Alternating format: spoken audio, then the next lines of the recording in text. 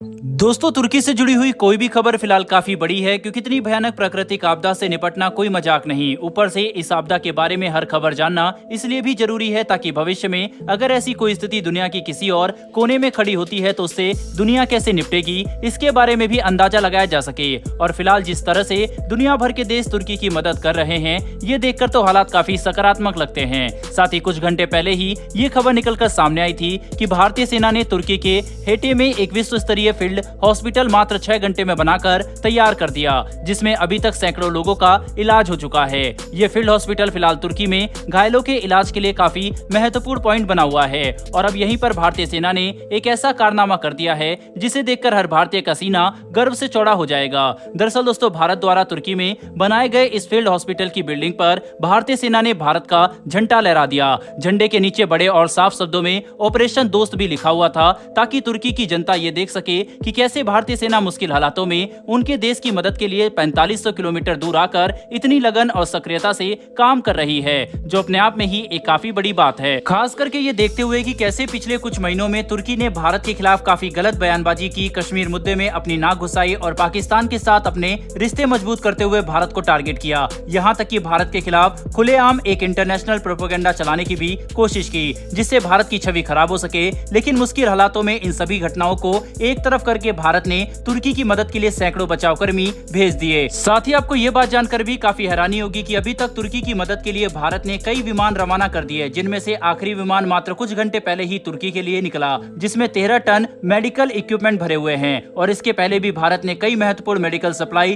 तुर्की के लिए भेजी, जो फिलहाल तुर्की में सक्रियता से इस्तेमाल भी की जा रही है और इनसे सैकड़ों जानें भी बचाई गई है। लेकिन इसी बीच भूकंप के असर ने तुर्की के लोगों में पैनिक की स्थिति बना दी है, जिसे देखते हुए तुर्की के कई इलाकों में लूटपाट और गोलीबारी की खबरें भी सामने आई। यानी कि तुर्की में क्राइम बढ़ रहा है, जिसकी वजह से वहां पर काम करने वाले सुरक्षा दल अपनी सुरक्षा को लेकर चिंतित है, जिसके चलते जर्मनी और ऑस्ट्रिया ने अपने बचाव कर्मियों को वापस बुला लिया, जो तुर्की में सर्च एंड रेस्क्यू ऑपरेशन की रफ्तार को कम कर देगा। वहीं पर यह बात अपने आप में ही काफी सराहनीय है कि जहां एक तरफ जर्मनी और ऑस्ट्रिया के बचाव दल अपनी सुरक्षा को ध्यान में रखते हुए हजारों लोगों को मलबे के नीचे दबा हुआ छोड़कर वापस चले गए, वहीं पर दूसरी तरफ भारतीय सेना के जवान पूरी लगन के साथ सक्रियता से लोगों को मलबे के नीचे से निकालने और इनके इलाज में जुटे हुए हैं, जिसके तहत अभी तक भारत द्वारा बनाए गए फील्ड हॉस्पिटल में 1000 से भी ज्यादा लोगों का इलाज किया जा चुका है और 15 से भी ज्यादा लोगों की एडवांस सर्जरी भी की जा चुकी है। यानी तुर्की में आई आपदा और भारत द्वारा तुर्की भेजी गई मदद के दौरान भारतीय सेना ने जो कारनामे करके दिखाए, इन्होंने एक बार फिर से साबित कर दिया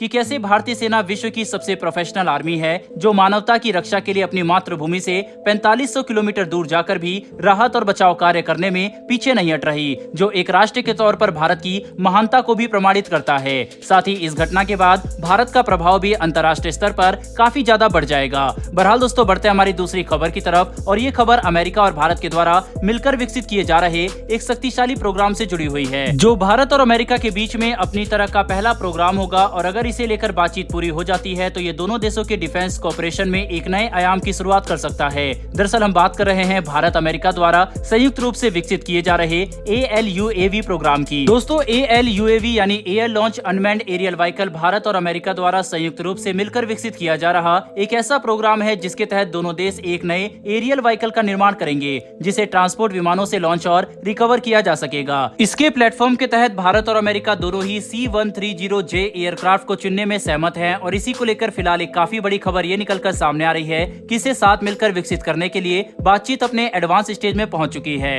और मौजूदा जानकारी के मुताबिक ये दोनों देशों के बीच में ऐसा पहला प्रोग्राम होगा जिसमें भारत और अमेरिका दोनों के पास इसकी IPR मौजूद होगी। यानी ALUAV की IPR भारत और अमेरिका दोनों के पास होगी, जिसकी वजह से अगर भविष्य में इसमें कुछ बदलाव या अपग्रेड करना है तो उसके लिए ना तो भारत अमेरिका से पूछेगा और ना तो अमेरिका भारत से। मतलब ये प्रोजेक्ट सही मायने में बराबरी का होगा। बहरहाल दोस्तों, इस वीडियो में इतना ही, लेकिन तुर्की में भारतीय जवानों द्वारा की जा रही मदद के ऊपर कमेंट बॉक्स में जय हिंद जरूर लिखिएगा। साथ ही हमारी आने वाली डेली डिफेंस और वर्ल्ड अफेयर से जुड़ी ऐसी लेटेस्ट वीडियो के लिए चैनल को सब्सक्राइब कर बेल नोटिफिकेशन अवश्य दबा ले। फिर मिलेंगे ऐसी एक नई वीडियो के साथ। धन्यवाद। जय हिंद।